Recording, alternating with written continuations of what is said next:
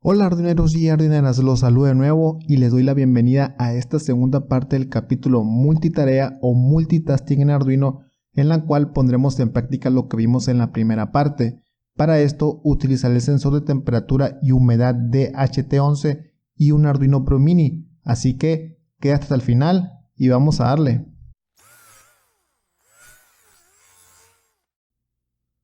En la primera parte llegamos a la conclusión de que no debemos usar la función delay sino la función milis para el control de los tiempos de ejecución de las tareas o procesos. Si quieren saber por qué y cómo usar la configuración que veremos a continuación, los invito a ver el video que les aparecerá aquí arriba, que corresponde a la primera parte de esta serie del capítulo para hacer múltiples tareas en Arduino.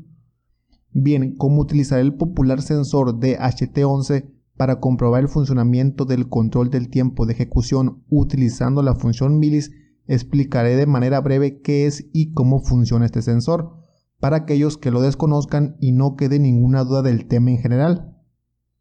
Entonces, el sensor de HT11 sirve para medir la temperatura y humedad del ambiente, el cual es digital, por lo que para poder leer los datos que proporciona con el Arduino, necesitamos utilizar un pin digital para recibir la información y posteriormente interpretar los datos. Este es muy utilizado tanto para proyectos didácticos como para proyectos profesionales gracias a su alta fiabilidad y estabilidad, además de su precio en el mercado que es bastante accesible. Como pudieron observar en sus características técnicas, este tiene un rango de alimentación de 3.5 a 5 voltios. Su consumo es bastante bajo ya que es de 2.5 miliamperios, ideal para utilizarse con microcontroladores. El rango de sensado para la temperatura es de 0 a 50 grados centígrados y el rango para la humedad es de 20 a 90%, que en mi opinión son bastante buenos para este sensor.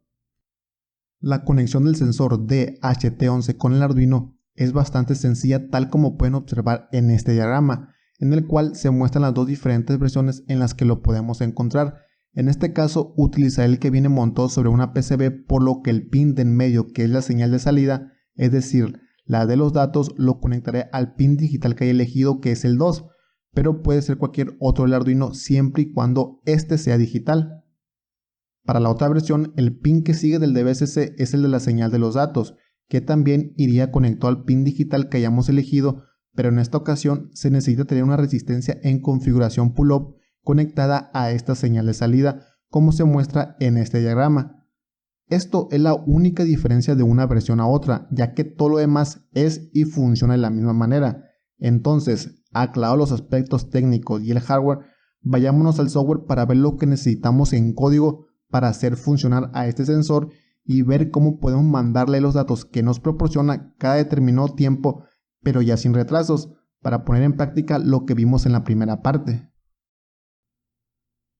Bien, este es el código. Aquí tengo agregada la librería para el sensor de HT11, la cual puedes descargar desde el gestor de librerías del Arduino IDE. Si no sabes cómo, aquí te digo.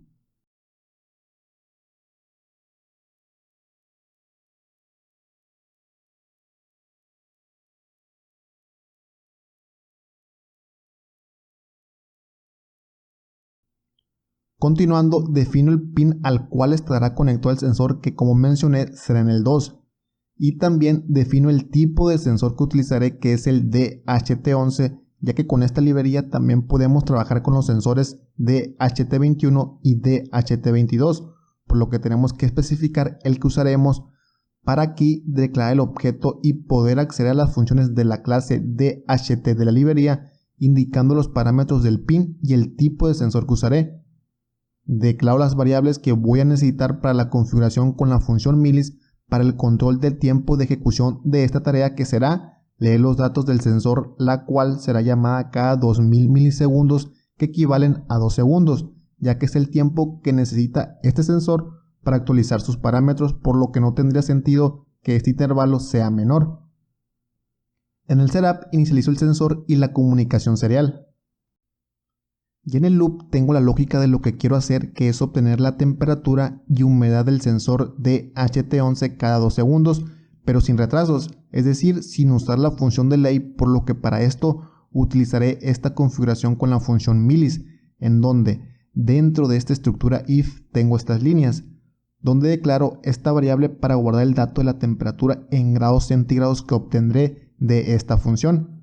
Y también declaro esta variable para guardar el dato del porcentaje de humedad que obtengo de esta otra función. Ambas variables son de tipo entero, ya que este sensor entrega datos sin decimales, por lo que no tiene caso declarar, por ejemplo, un dato de tipo float.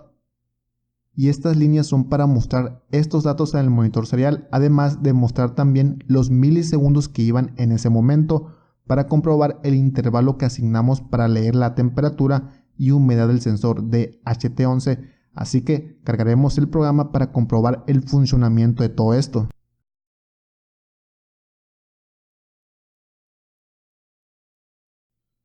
Bien, como pueden observar, en el monitor serial se muestran los datos de la temperatura y humedad, así como los milisegundos que iban cuando se ejecutó esta tarea, que para comprobar el intervalo que le di, que es de 2000 milisegundos, podemos agarrar cualquiera y restarle el dato anterior de los milisegundos, obteniendo la diferencia en tiempo de cada vez que se le llamó a este proceso. Por ejemplo, yo agarraré este dato y le restaré este otro, que me dará como resultado 2000, que es exactamente los 2 segundos que le asigné a la tarea para que ésta se ejecutara. Entonces, con esto comprobamos lo que vimos en la primera parte, que es poder controlar los tiempos de ejecución de tareas o procesos sin utilizar la función de ley, sino la función milis, para empezar a aprovechar la velocidad de ejecución del Arduino al máximo y así poder simular que estamos ejecutando múltiples tareas al mismo tiempo en nuestros proyectos, que para esto necesitamos aplicar lo que hemos visto hasta ahorita, ya que esta es la mejor forma de hacerlo, no con librerías ni extensiones que podemos encontrar en varios sitios de internet que solo nos confunden más en este tema, que, como les mencioné, es un poco complejo tanto para Arduino como en los microcontroladores en general. Ok, arduineros y arduineras, sería toda esta segunda parte del capítulo número 16, pero esto no termina aquí, ya que tendremos tercera y última parte de este, en el cual veremos otro tema indispensable para la ejecución de múltiples tareas en el Arduino, en el cual utilizaré un proyecto para poner en ejemplo y en práctica todo lo que hemos aprendido en este capítulo, por lo que después de la tercera parte ya podrán ejecutar los procesos que quieran en sus proyectos prácticamente al mismo tiempo, por lo que si quieren ser los primeros en recibir este contenido, lo que tienen que hacer es suscribirse y activar la campanita de las notificaciones. Si les gustó el video, déjenme un like y también déjenme sus opiniones aquí abajo. Hasta la próxima.